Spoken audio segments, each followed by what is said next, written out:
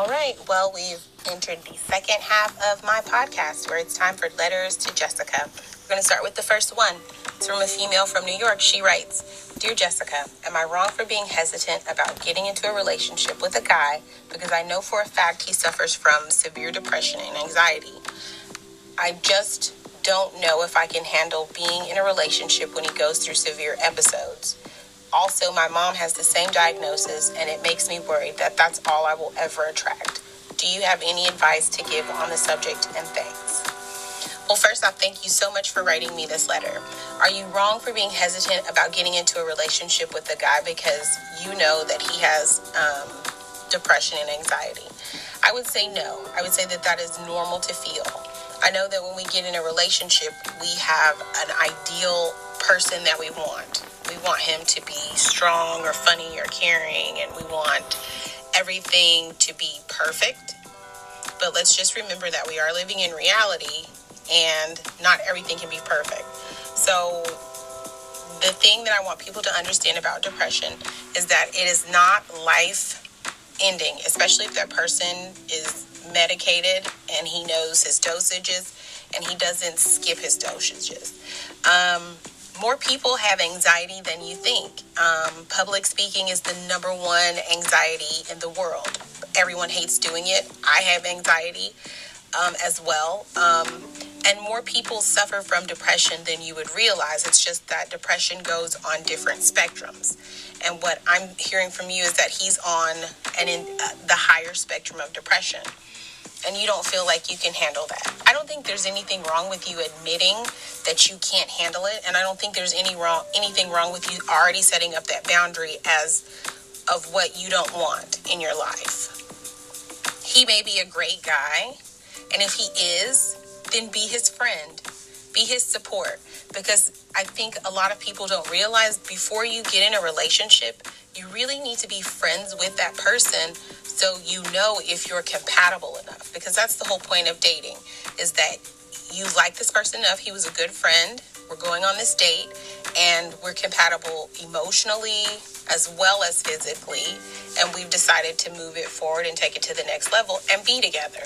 So if you don't feel like you can handle that, that's not a bad thing. That just means that you know yourself pretty well. But at the end of the day, does that mean you need to be snooty about it? No, it means that you need to make sure that you are taking care of yourself as well, that you're doing the things you need to do so you don't get into a depressive state or an anxiety-ridden state. And you said that your mom has the same diagnosis, so that means that you've watched this. But the whole point is, what stage did you watch? Because if it's your mom, that means you saw her before she got on medication. You saw her when she took her medication. She felt better and was like, I don't need medication, because 8 out of 10 people with these episodes do that, where they take the medication, it makes them feel better, and then they feel like they don't need the medication. Then they get off the medication and they kind of spiral out. So with that being said, that you could, do it that way. But the issue is not, are you wrong? There is no right or wrong when it comes to your life. There's only decisions that lead to another decision that leads to another decision that leads to another decision. So there is no right or wrong answer. Like I said, if anything, most people with depression and anxiety, they're very hard on themselves mentally inside of their minds. So the only thing that you can do is be there for them and be his friend.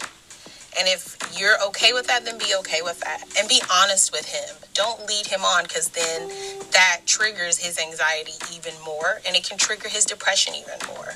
And do you need to say, I don't want to be with you because you got anxiety and depression? No, you don't need to say that. You could say, at this point in time in my life, I don't think I'm mature enough to be in a relationship with you because X, Y, Z, P, D, Q. That doesn't make you a bad person, and he'll probably respect you for it. And once you guys have that conversation again, if he's a good friend to you and you're a good friend to him, then just be his friend, because that's really what everyone wants is friends. Depression is a very isolating disease, and the number one thing you do to get these people out of isolation is you just be their friend. Be there for them. That means, hey, you want to go for a walk today with me? Hey, I'm going to the park. Or they don't want to get out of bed. hey, I'm coming over and hanging out with you in bed. You know what I'm saying? Or, hey, you just need a hug from me? Here's a hug.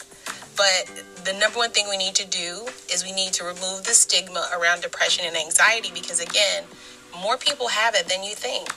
So, and I hate to be the bearer of bad news, but if your mom was diagnosed with it, there's a possibility that you may go through it. So we always want to be mindful. We always want to be careful. And most of all, we always want to make sure that we're treating others the way that we would want to be treated, right? Thank you so much for the letter. I hope I gave you some good advice, and let me know how it goes.